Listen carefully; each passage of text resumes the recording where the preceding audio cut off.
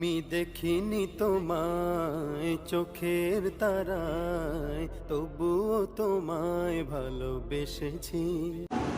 তোমরা কোন সকল লোকের সাথে চলবা, যেই সকল লোকের সাথে চললে দুনিয়াও কামিয়াবি হইবা, আখিরাতেও কামিয়াবি হইবা।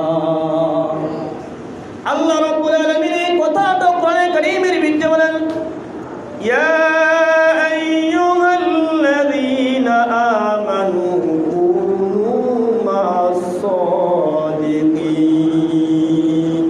তোমরা সাদিকিন সত্যবাদীদের সাথে চলো। ঠিক আছে, ঠিক। তোমরা কাদের সাথে চলবা? কুনু মা'আস সাদিকিন।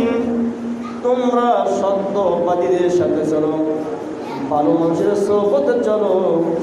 ভালো মানুষের সোহবতে চললে তুমি ভালোই হইবা, আর খারাপ মানুষের সোহবতে চললে তুমি খারাপই হয়ে যাবে। ঠিক যাবে, ঠিক। একজন ভালো লোক যদি একজন নেশাখোরের সাথে চলে, একদিন, দুই দিন, তিন দিন তার সাথে উঠা বসা দেখে, চলাফেরা দেখে, কিছু কিছু মানুষের মনে একটা ধারণা হয়ে যায় যে কি নেশা করে, কিন্তু ওর সাথে অমুক লোকটা করে, অমুক লোকটা না পাবো, ও মনে হয় নেশা করে। এরকম ধারণা হয় কি হয় না? হয় কি হয় না? এই জন্য আমার বন্ধু, আমার আল্লাহ রাব্বুল আলামিন কোরআনে কারীমের ভিতরে বলেন, ইয়া আইয়ুহাল্লাযীনা আমানু কুনু মা'আস সাদিকিন। তোমরা সাদিকিন সত্যবাদীদের সাথে চলো। সত্যবাদীদের সাথে তুমি চলতে পারো, কিয়ামতের ময়দানে আল্লাহ তাআলা তোমাদের সত্যবাদীর সাথে হাসরে দাঁড় করায় দিবে। সুবহানাল্লাহ। আর তোমার সম্পর্ক যদি খারাপ লোকের সাথে হয়, বক্তারের সাথে হয়, তাহলে বক্তারের সাথে আল্লাহ তাআলা আদালতে গিয়ে আল্লাহ তাআলা আদালতে তোমাদের ঠিকানা হবে। এই জন্য বাবার আমার, বন্ধুরা আমার, আমরা সকলেই ভালো মানুষের সোহবতে, ভালো মানুষের সাথে চলার জন্য হালাল চেষ্টা করি ইনশাআল্লাহ। বিশ্বনবী মুহাম্মদ রাসূলুল্লাহ সাল্লাল্লাহু আলাইহি সাল্লামের কাছে একজন সাহাবী এসে বললেন, ইয়া রাসূলুল্লাহ, যতক্ষণ আপনার কাছে থাকি ততক্ষণ আমার মনে হয় সমস্ত জাহান্নামের ভয় এসে যায়। আমি যখন আপনার কাছে থাকি আমার মনে হয়, আমার মনটা চায় যে আমার ঈমানটা ঠিক আছে। যখন আমি মসজিদ থেকে, আমাদের দরবার থেকে বের হয়ে যাই, মনে হয় আমার ঈমানটাও নষ্ট হয়ে যায়। এই দুঃখে হুজুর সাল্লাল্লাহু আলাইহি সাল্লামের কাছে এসে লোকটা কাঁদে।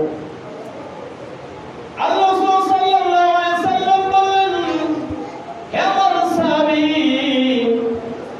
তুমি কি করো?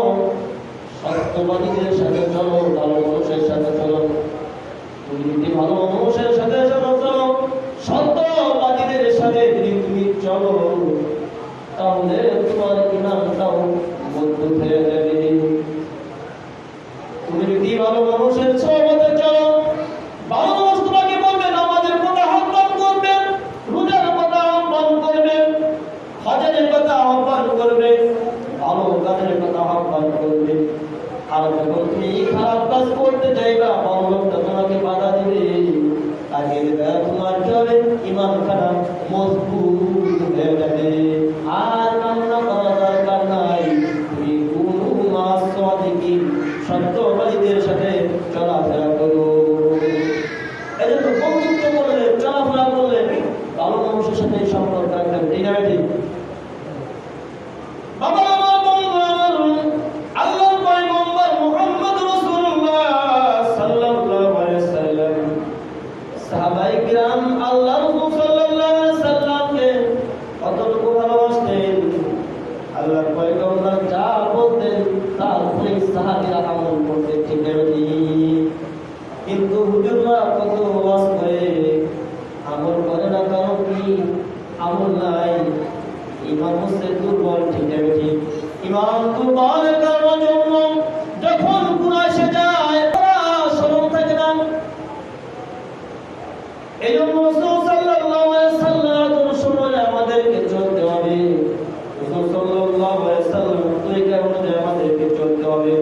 রাসূলের মহব্বতের ভিত্তিতে ঢুকাইতে হবে। রাসূলের আদর্শ আমাদের হৃদয়ে ভিত্তিতে চলতে হবে। রাসূল সাল্লাল্লাহু আলাইহি সাল্লামের চরিত্র আমাদের চরিত্রের সাথে মিলাইতে হবে।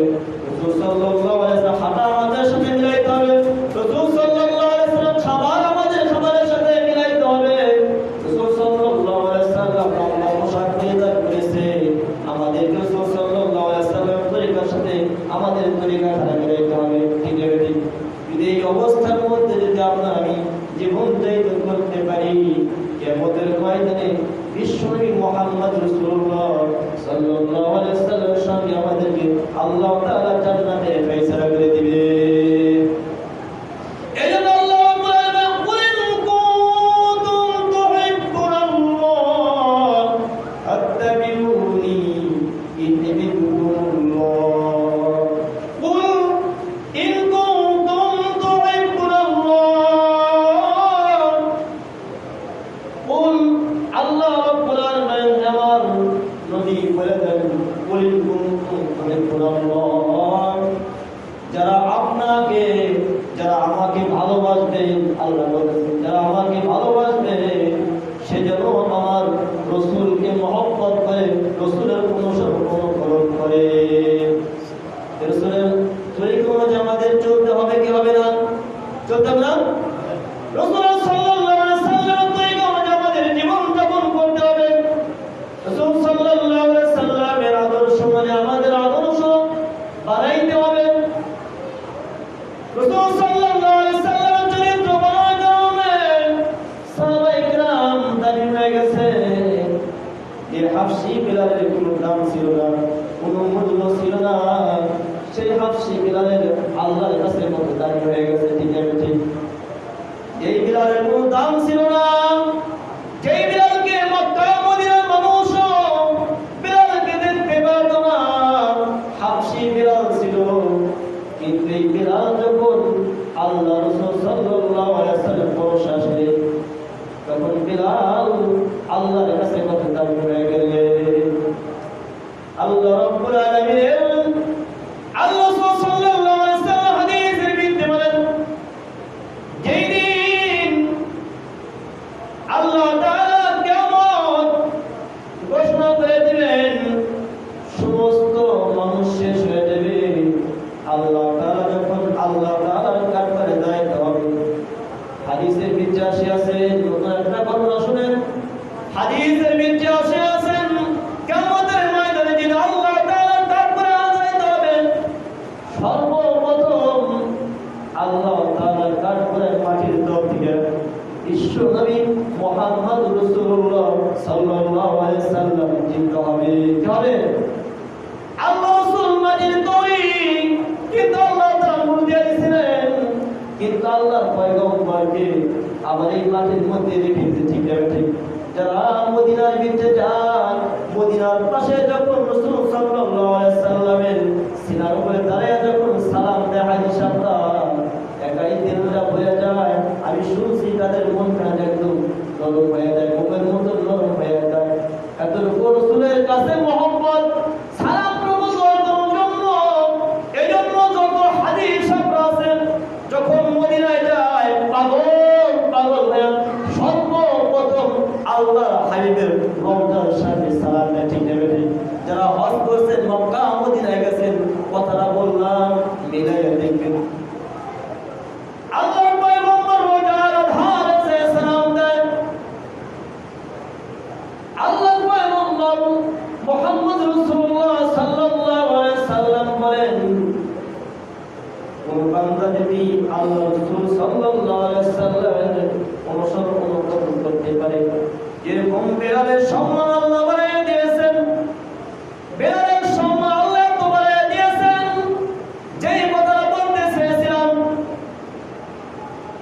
সর্বপ্রথম আল্লাহ তাআলা যখন আল্লাহ তাআলার কাজ করায় মানুষকে জিন্দা করে দাঁড়া করায় দিন। হাদিসের ভিতরে আছেন আরশের পানি পড়বে, পানি বর্ষবে, যখন সঙ্গে সঙ্গে জমিনের উপরে এক ফোঁটা পানি পড়বে, সঙ্গে সঙ্গে আল্লাহর পয়গম্বর মুহাম্মদ সাল্লাল্লাহু আলাইহি সাল্লাম আল্লাহর পয়গম্বরের সামনে জিন্দা হয়ে দাঁড়িয়ে যাবে। হাদিসের ভিতরে আছেন তারপরে বিশ্ব মুহাম্মদ সাল্লাল্লাহু আলাইহি সাল্লামের ডান পাশে আবু বকর সিদ্দিক রাদিয়াল্লাহু তাআলা দাঁড়াবেন, বাম পাশে খলিফাতুল মুসলিমিন ওমর রাদিয়াল্লাহু তাআলা দাঁড়াবেন। হাফসি বেলাল রাসূল সাল্লাল্লাহু আলাইহি সাল্লাম সামনের দিকে মাটি পাইবে বের হবেন। বাবা আমার বড় ঘটনা, এই তিনজন সাহাবী আল্লাহর পয়গম্বরের সামনে দাঁড়ায় আছেন, দুইজন দুই সাইডে, একজন সামনে। এই তিনজন সাহাবী কারণ কি? এরা আল্লাহ রাসূলকে অনেক মহব্বত করেছে, ভালোবাসে, এই জন্য এদের সম্মান সবচেয়ে দিকে আল্লাহ তাআলার কাছে বেশি। কিয়ামতের ময়দানে যখন আল্লাহ রাসূল সাল্লাল্লাহু আলাইহি সাল্লাম জিন্দা হবে, তারপর এই তিনটা লোক পরস্পর জিন্দা হয়ে যাবে। এর একটা মাসালা আছে, অনেকে প্রশ্ন করতে পারেন, আগেই বলে দেই যে বেলালের মাটি হয়ে গেছে দামেস্কে, আর কোথায়? মদিনা। হাদিসের ভিতরে আছে দামেস্কের দিকে মদিনায় প্রায় ঘোড়া সওয়ার করে আসলেও 1 মাস তার থেকে বেশি সময় লাগে। ঘোড়া দাও যদি আসে 1 মাসের বেশি সময় লাগে। সেই দামেস্কে কোথায়? বেলালের লাশ আর রাসূল সাল্লাল্লাহু আলাইহি সাল্লামের সামনে থেকে কোন কারণের জন্য বেলালের লাশটা দাঁড়ায় গেল? বাবার আমার, বন্ধুরা আমার, বেলালের আল্লাহ রাসূলের প্রতি মহব্বত ছিল, ভালোবাসা ছিল। এই সম্মানের জন্য আল্লাহ তাআলা বেলালকে আল্লাহর পয়গম্বরের সামনে দাঁড়া করায় দিবে। আর সর্বপ্রথম যেই দিন আল্লাহ রাব্বুল আলামিন আল্লাহর পয়গম্বরকে বলবেন, ও আল্লাহর পয়গম্বর, যান, আপনার জান্নাতে যান। হাদিসে ভিতরে আছেন আল্লাহ রাসূল সাল্লাল্লাহু আলাইহি সাল্লাম একটা উটের সওয়ার হবে, ঠিক আছে, আর ওই উটের লাগামে টানবে কে? তিনি হচ্ছেন হাবশী বেলাল। বেলাল রাদিয়াল্লাহু তাআলা জান্নাতের ভিতরে আল্লাহর পয়গম্বরকে ঢুকায় দিবে। এই যে একটা কথা আছে, আল্লাহর পয়গম্বর তো উটের সওয়ারে, আর উটের লাগামটা দাঁড়িয়ে থাকবে, এজন্য বেলালের সঙ্গে সঙ্গে আল্লাহর পয়গম্বর জান্নাতের ভিতরে ঢুকবে। আল্লাহ রাব্বুল আলামিন আল্লাহর পয়গম্বর জান্নাতের ভিতরে কাউকে ঢুকাবেন না, কিন্তু বেলালকে আল্লাহ তাআলা ঢুকাবেন। কারণ কি? বেলালের সম্মান আল্লাহ তাআলার কাছে অনেক বেশি। আল্লাহ রাসূলকে মহব্বত করার জন্য বেলালকে আল্লাহ তাআলা এত সম্মান ইজ্জত দান করেছে। আল্লাহর পয়গম্বর মুহাম্মদ রাসূলুল্লাহ সাল্লাল্লাহু আলাইহি সাল্লাম যেদিন ওফাত হয়ে ইন্তেকাল করলেন, আল্লাহর পয়গম্বর জানাজার নামাজ হয়ে গেলেন। আল্লাহর পয়গম্বর কাফন সব কিছু শেষ হয়ে গেলেন। বেলাল রাদিয়াল্লাহু তাআলা আল্লাহর পয়গম্বর জানাজার নামাজ শেষ করে, আল্লাহর পয়গম্বরের সম্পূর্ণ কাজ শেষ করে আল্লাহর পয়গম্বরের কবরের সামনে দাঁড়িয়ে সালাম দেবেন, আসসালামু আলাইকুম ইয়া রাসূলুল্লাহ, আসসালামু আলাইকুম ইয়া হাবিবাল্লাহ। কথাটা খুব ভালো করে বুঝেন, কিসের জন্য বেলালের সম্মান আল্লাহর কাছে এত বেশি। বেলাল রাদিয়াল্লাহু তাআলা রাসূলকে কত ভালোবাসতেন। আল্লাহ রাসূল সাল্লাল্লাহু আলাইহি সাল্লামের কবরের সামনে, রওজার সামনে যে সে সালামটুকু দিয়ে বেলাল বিবিকে বলে, বিবি, আর মদিনায় থাকবো না, আমার যত কাপড় চোপড় আছে, যা কিছু আছে, সব কিছু গাড়িখানা করে দাও, আমি আমার দেশে আবার দামেস্কে চলে যাব। যেই দেশে আল্লাহর পয়গম্বর নাই, সে দেশে আমি বেলাল থাকতে চাই না। আমি বেলাল এই মদিনায়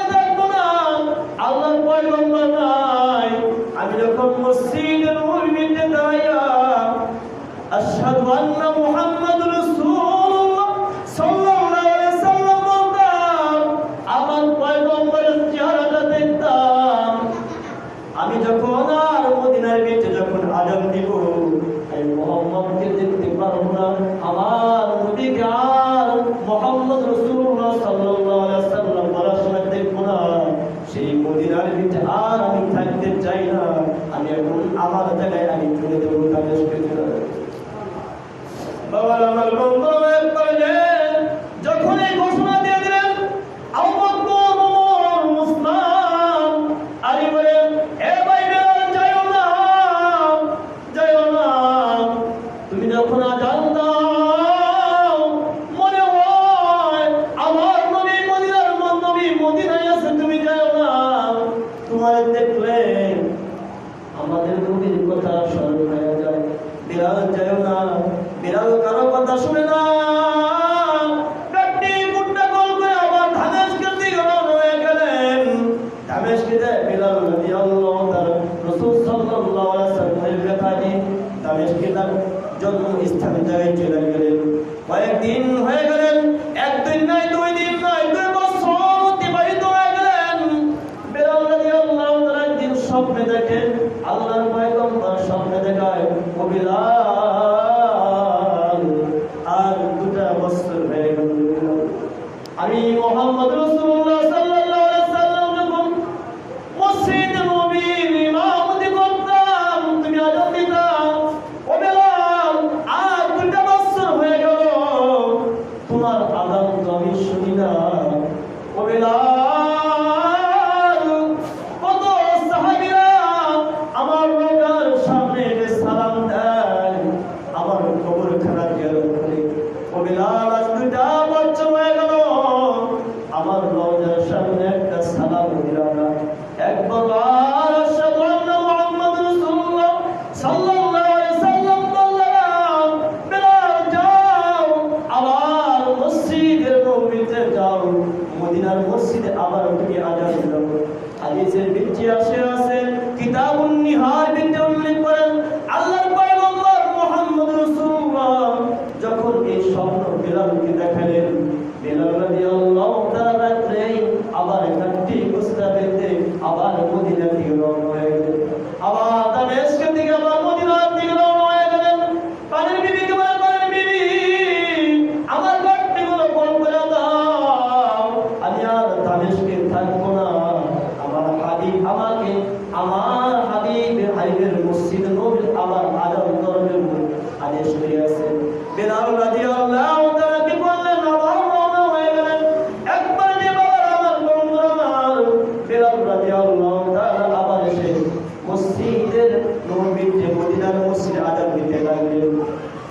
হাদিসের ভিত্তি আছে কিতাবুন নিহার ভিত্তি আছে, বেলাল রাদিয়াল্লাহু তাআলা যখন মসজিদের নববীর ভিতরে মদিনার ভিতরে ঢুকলেন, মদিনার ছেলেরা বেলালকে দেখে আল্লাহর পয়গম্বরের কথা স্মরণ করতে লাগলেন। বেলাল রাদিয়াল্লাহু তাআলা যখন এসে আল্লাহর পয়গম্বর রওজার সাথে আসসালামু আলাইকুম ইয়া হাবিবাল্লাহ বললেন, আসসালামু আলাইকুম ইয়া রাসূলুল্লাহ, এরকম ভাবে যখন আল্লাহর পয়গম্বরের রওজার আধারে এসে সালাম মুবারক দিলেন, সালাম দেওয়ার পরে যখন আল্লাহর পয়গম্বর বেলালকে স্বপ্নের মধ্যে আদেশ করেছেন, বেলাল আযান দাও, আল্লাহর পয়গম্বরের হুকুমে বেলাল রাদিয়াল্লাহু তাআলা যখন নাকি মসজিদের নববীর ভিতরে ঢুকলেন, বেলাল রাদিয়াল্লাহু তাআলা দেখেন যেই জায়গা আমার পয়গম্বর দাঁড়িয়ে নামাজ পড়ছেন সেই জায়গাটা এখনো খালি আছে। তখন খলিফা ছিলেন খলিফাতুল মুসলিম রাদিয়াল্লাহু তাআলা, খলিফা ছিলেন, সেই জায়গাটা এখনো খালি আছে। বেলালকে সকলে মিলে বেলাল আযান দাও, মসজিদের নববীতে আযান দাও। বেলাল রাদিয়াল্লাহু তাআলা আযান দেয় না, আবু বকর বলে, ওমর বলে, উসমান বলে, সাহাবীরা সবাই বলে, হে বেলাল মসজিদের নববীতে আযান দাও, আযানের সময় হয়ে গেছে। বেলাল রাদিয়াল্লাহু তাআলা কারো কথা শুনে না, সকলেই মিলে পরামর্শ করলেন যে আযান দিতে পারে হাসান ও হুসাইন। বেলালকে বলে, বেলাল আযান দাও, তাহলে আযান দিতে পারে। দৌড় বেয়ে হাসান হুসাইনের কাছে গেলেন, যে বললেন, হাসান হুসাইন রে, বেলাল মদিনায় আসছে, তোমরা যদি বলো